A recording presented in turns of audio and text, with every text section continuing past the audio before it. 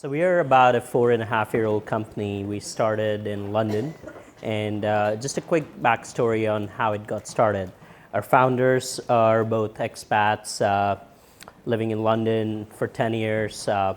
Once they were traveling, they realized, they're using their most premier HSBC credit card traveling from London to Paris, and they end up paying 5% transaction fee every time. And the guy was from Israel. He's sending money to Israel, and it takes 10% off. So essentially what they realized was, and these guys were traders, so they knew what they were getting charged on a trading desk. Nobody knew what Revolut would evolve, but that's the story, just 4.5 years old, and now we're coming to US. Our essential goal is to help people do more with their money, everything related to their money. So for today, I'll just cover my background very quickly. What's Revolut? Why are we popular in Europe? Instead of going through everything, because we offer a lot of services, so I'll give an overview, but I wanted to focus on one use case and how we built it. So it's actually focused on a lot of people who want to build their own fintech companies and what's required. What are the back-end things that you need to think about building a product. So that's what I wanted to cover today. If it gets too deep, we can go down again. Then what are the underlying rails and regulations that you need to think about while building these fintech products? And then kind of what's really next, right? We imagine a future where you could move money instantly around the world between people, between organizations. That's essentially our goal. So very quickly about me, I joined Revolut about a year ago. So Revolut, again, was setting up the US business. I was the first person joining them. I had US strategy and essentially responsible for creating the product roadmap. My journey has been a little all over the place. Essentially, I'm originally from India, have been a trader, have been a fintech founder, and then I guess those were the things that attracted me to Revolut. So this is a little outdated. We've grown a lot since then. So as I said, Revolut launched in July 2015. We actually now have 9 million plus retail customers in Europe. We are growing at about 1 million plus customers in a month. We're operational in 35 plus countries. Again, we now actually have 25 plus 100 employees. And we've raised money from some of the best investors, DST, Index. So as I said, Revolut, what does it mean, right? What is Revolut? So essentially, we are a digital financial platform. We offer a checking account to start with. So we give you a debit card with no foreign transaction fee. So if you basically go and spend abroad, you would not pay any foreign transaction fee on your transactions.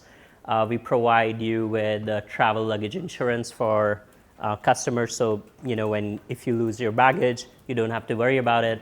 You can actually hold multiple currency accounts. So you have 28 currencies that we offer.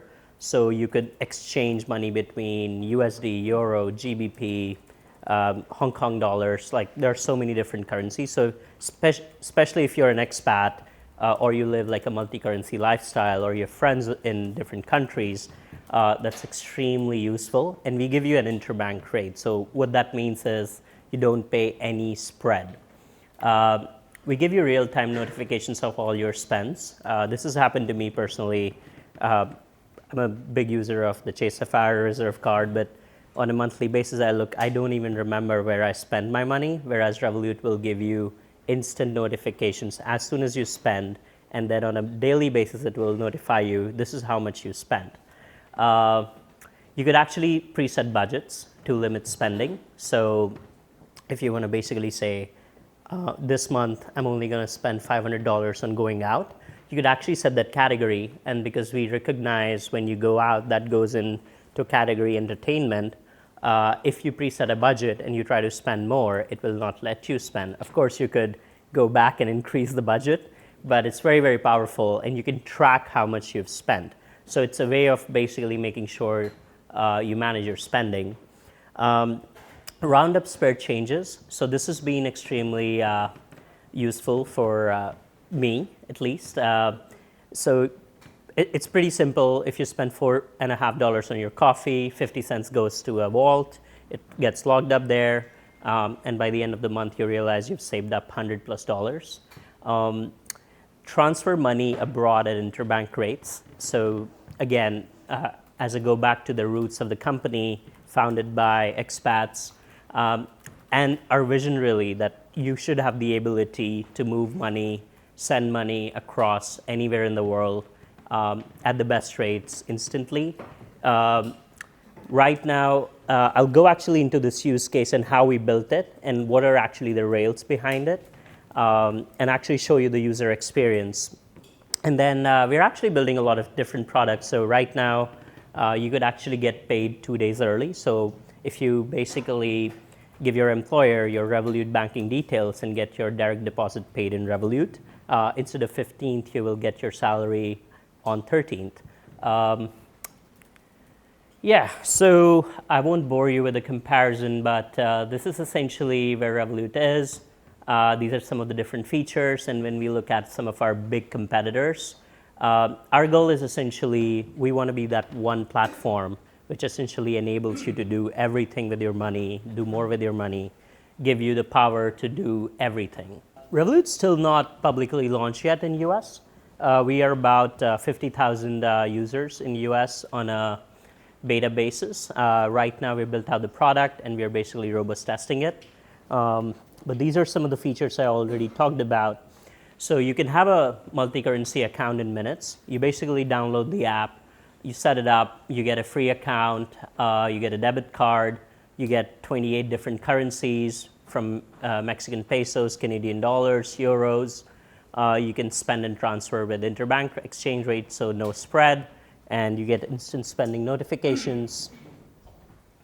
You get to travel with ease. So one of the key powerful features is when you're traveling abroad and if you need cash, a lot of places don't accept cards. Like when I was in Germany last year, Germany is notorious for not accepting cards, and you need cash. You need to take out that money through an ATM. I used my Citibank debit card. To get out $200, I ended up paying about $50 in fee from ATM fee, exchange fee, and the fee charged by Citibank. We don't charge you anything. So you can actually get up to $300 free every month from any ATM in the world. This is again something that I'll cover today. How did we build it? But you can transfer money globally at, again, interbank exchange rate. You could actually request money from anywhere, anybody in the world, and then you could set up recurring payments. So for example, if let's say you just moved from Europe here and you have to pay your gardener in France, you can pay them recurring basis.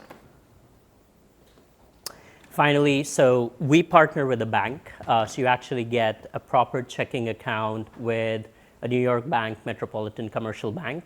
It's FDIC insured, so your money is safe. Worst case, Revolut goes down, your money will be totally safe. You could actually freeze or unfreeze your card. So let's say if you're out, you realize in the morning you can find your card, you can freeze it instantly, and then once you find it, you can unfreeze it. And there are like a lot of different features, security features. So you could turn on a security feature where it detects the location of your phone and where the card was used for spending. And if there's a lot of distance, the transaction would not go through. So those are some of the features. This is something very exciting.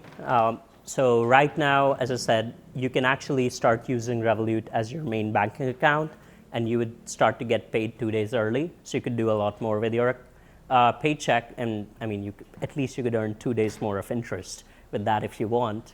And we are building a lot of exciting features on how people would basically engage with their money, with their salary. But that's pretty much it. This is kind of our global statistics, but let me go back to our presentation. So So let's focus on a use case today, which is sending money abroad. Now, US is the biggest remittance market. Actually, how many of you have come to New York or US from other countries? That's quite a, okay, that's a good segment. So as you guys can see, right, if you want to send money back home, it's expensive.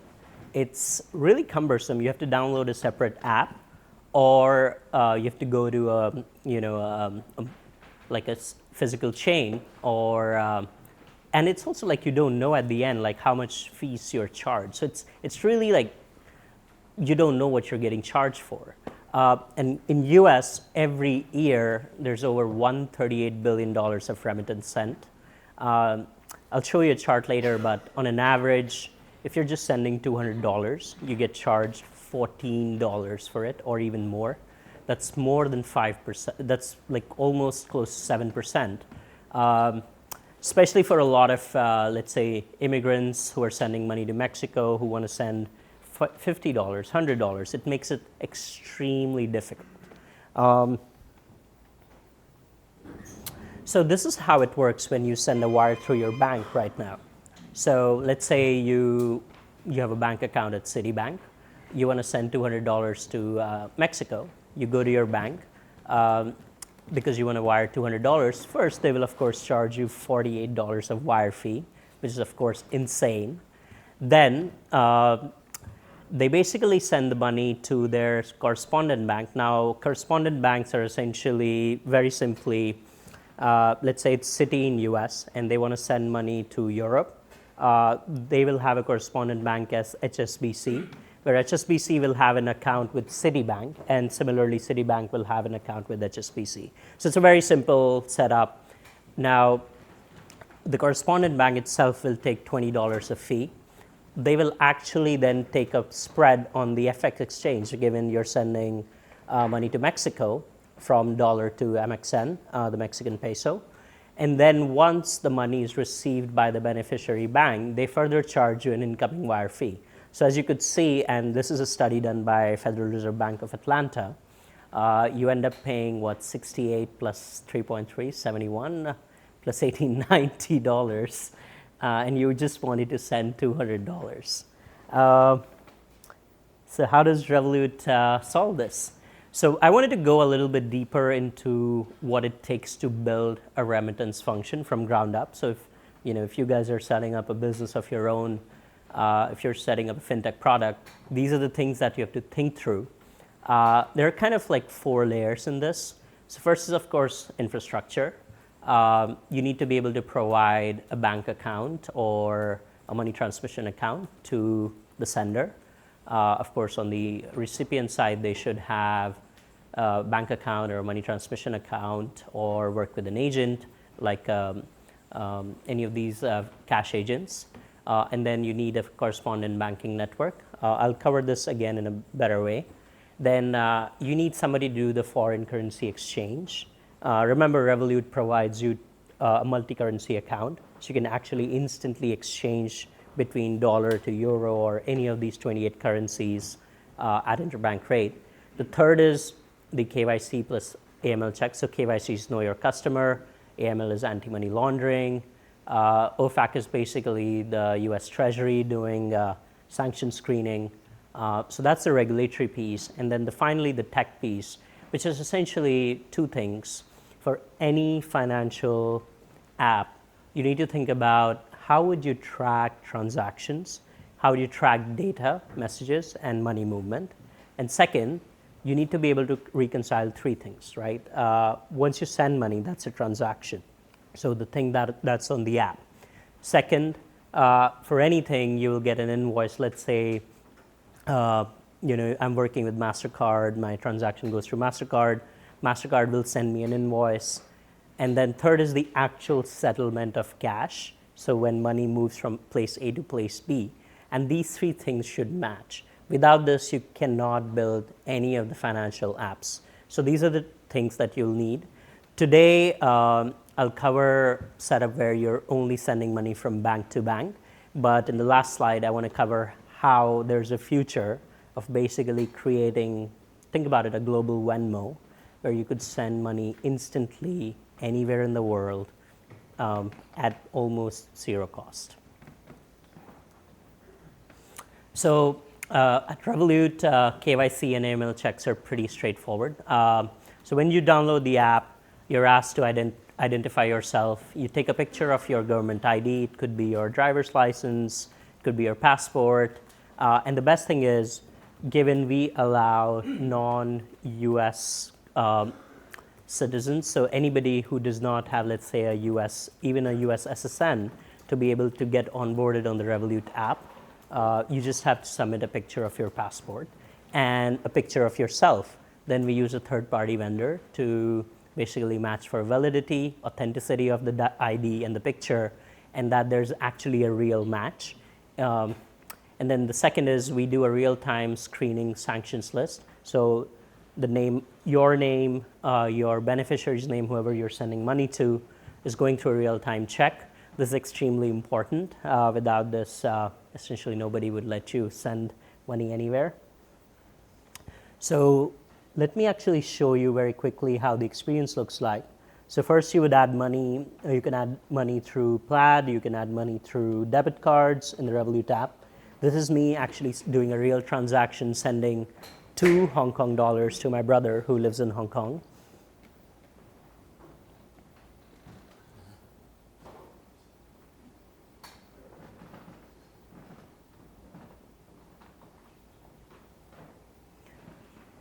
So basically, you go to the function where you decide on a bank transfer.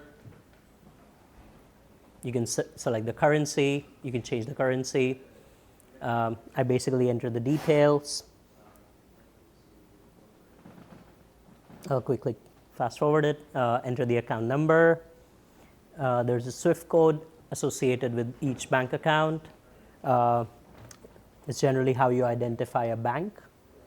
And the bank account number, of course, identifies your bank account and who holds it. The beneficiary address, very simple to type in, and that's it. So I add a beneficiary. I authenticate this. My brother's added as a beneficiary. Now I basically go and select him. I do a send.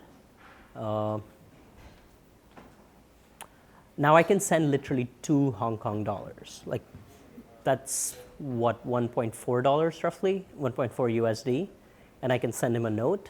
I mean, before this, it was not even economical to send $1 or $2. You can do that with Revolut. It's sent now. I sent it yesterday night.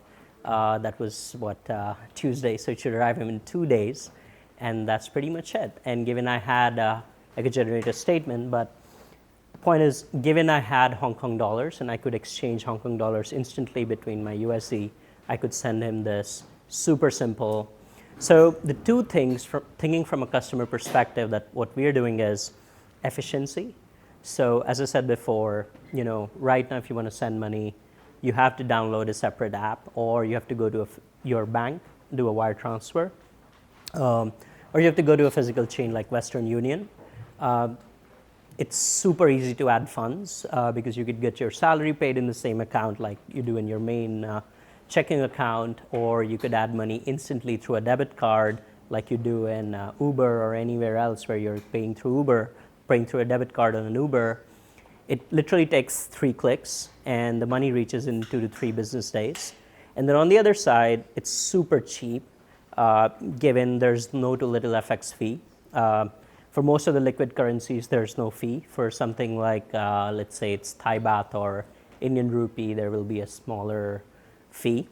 There's no transaction fee from our side. So, your bank might charge you a fee. We don't do that. There's no too little transaction fee on the beneficiary side, given the networks we use in the background and the correspondent banking networks that we have built. And then, of course, there's no wire fee. So it essentially makes it possible to send micro volumes at any frequency you want, anywhere in the world. So very quickly, basic setup. I won't go into details, and happy to talk later with kind of the fintech nerds who want to understand how all this works. But the basic setup is people get a Revolut account. Now, Revolut in US is just a technology company. We partner with a bank, MCB, and these people, our clients, get a full-fledged checking account with MCB, which has full functionalities of a checking account with FDIC insurance. And then the third piece is really managing the transactions, the ledger, essentially a database of the transactions, right? And then we partner with an FX vendor slash a partner bank that is responsible for building out some of the correspondent banking networks. And this is how the setup goes. As I already said, let's say we partner with a bank A for our FX vendor. These guys would have a correspondent banking network in different countries. So if, let's say, I'm not naming names, but for example, if let's say it's Citi, again, Citi has partners of HSBC in Hong Kong, in Europe. They might have ICICI in India. So it's essentially like they have these different correspondent networks set up. So again, very simply, the key things that I talked about, how the flow works. User adds money through debit card or through salary. Let's say I have $100 in my account and I want to send 50 euros to my friend in France. I instantly exchange those 50 euros through dollars. You get the interbank exchange rate. Instantly, for the user, they would see that they have these many euros and their USD pocket is debited. Like this is kind of the transactions that would happen. Then on the other side, as I demonstrated before, user can add the details of the country, IBAN, SWIFT for the beneficiary. User creates a transaction, instructions. So that's where the data layer comes in, right? You essentially pass on that transaction to your partner bank, and that starts to happen immediately. So let's say you're at 7 p.m., you want to send money. Revolut will record that transaction. It will basically send that to the partner bank, and then partner bank will aggregate that and then send it to the correspondent bank, and then it starts to travel through. And then essentially, the way we are different and we don't charge any fees because we are able to do the foreign currency exchange because that's where you get charged a lot. And B, we've been able to build these commercial agreements with a lot of these partner banks where we're utilizing their networks all over the world. So let me simply talk about a potential future, right? Today, we only talked about the bank to bank, but imagine you want to send money. Like I'm originally from India. I want to send cash to my parents, or Paytm is a huge wallet in India, which has like 250 million users. I want to send money there. And can it be instant? Like right now, it takes 2 days. Can we make it instant?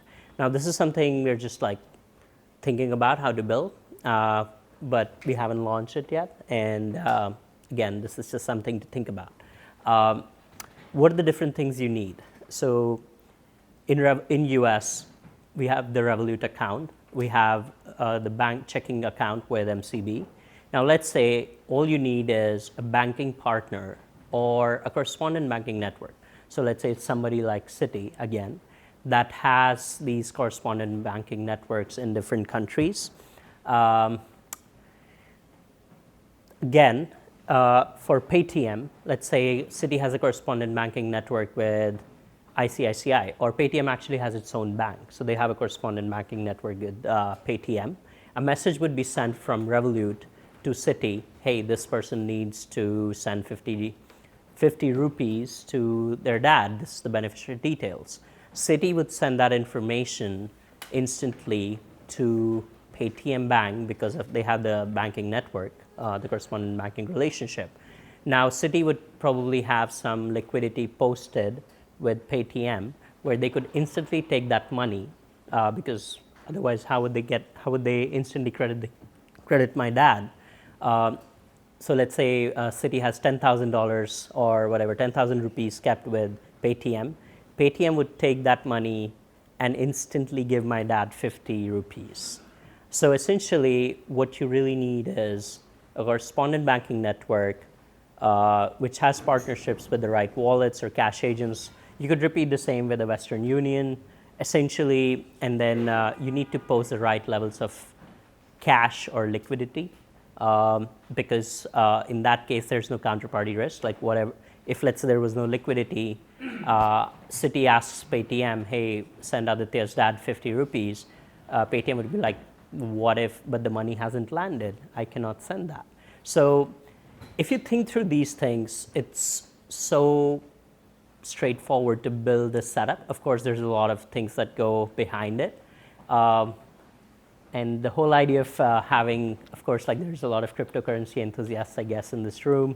We also offer a lot of crypto products in our product. But think about it, you could actually build this with the existing framework within the regulatory framework, and you don't have to reinvent the wheel.